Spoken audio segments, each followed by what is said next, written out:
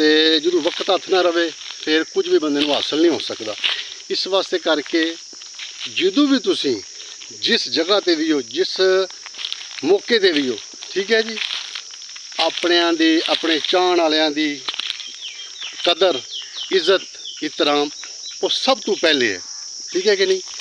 इंसान की जिंदगी दे विच अस्सलाम वालेकुम सारे वीडियो देखने वाले। हाँ जी, की हाल है दोस्तों, बाप दा ठीक ठाक हो, सेहत तबीयत अच्छी है। अच्छा जी, मैं कुछ दिन पहले वीडियो बनाई सी अंबां दे हवाले नाल, जामुआं दे हवाले नाल। अच्छा जी, अज उत्थे मैं आया जिथे जिन्हां दा मैं जिक्र कीता सी।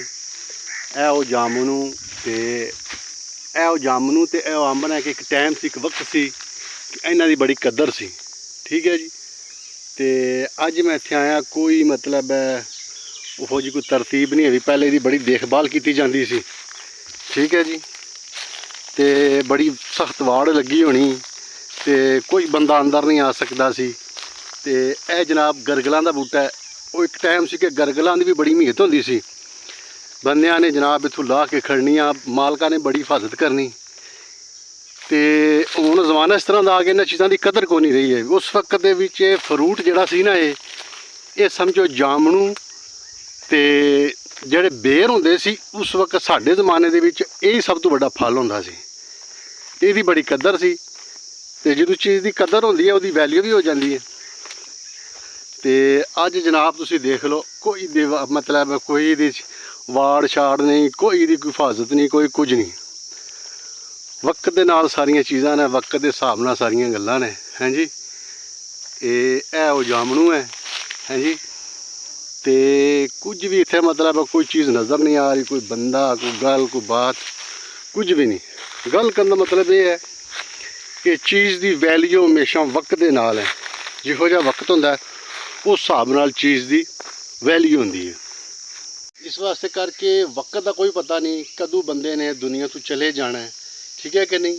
इस वक्त जो कुछ तुहाडे कोल है, बंदे, इंसान, रिश्तेदार, उन्हां दी कदर करनी, ठीक है जी। क्योंकि अज वक्त साढ़े कोल भी है, उन्होंने कोल भी वक्त है। तो जो वक्त हथ ना रहे फिर कुछ भी बंदे नूं हासिल नहीं हो सकता। इस वास्ते करके जो भी तुसी जिस जगह ते भी हो, जिस मौके ते भी हो, ठीक है जी, अपनियां दी अपने चाहण वालियां दी कदर इज्जत एहतराम वो सब तो पहले है, ठीक है कि नहीं। इंसान की जिंदगी दे विच जेड़े उहदे अपने होंदे ने, हमेशा उन्हां दी इज्जत, उन्हां दी कदर ही उहदे वास्ते, उहदी वैल्यू होंदी, उहदी इज्जत होंदी असल दे विच। इस वास्ते सानू सारिआं नूं अपने जितने भी साडे रिश्तेदार, अजीज़, भैणां भरा, यार दोस्त, उन्हां दी कदर करना ये सब तो वड्डा सरमाया है। क्योंकि इंसान की जिंदगी मुख्तसर ख़त्म हो जाने वाली है, सारी जिंदगी तो इत्थे रहना कोई नहीं, ठीक है जी। तो ये मेरा पैगाम है। तो यह मैं वीडियो बनानी सी इस वास्ते कि यह एक वक्त सी, वक्त की तुहानूं गल लगा सुनाण। वक्त नाल चीज़ की वैल्यू होंदी है, वक्त नाल चीज़ की जिहड़ियां ने जी वो सारियां चीज़ां होंदियां ने। अज इन्हां ते वक्त कोई नहीं तो इन्हां दी वैल्यू कोई नहीं, ठीक है जी।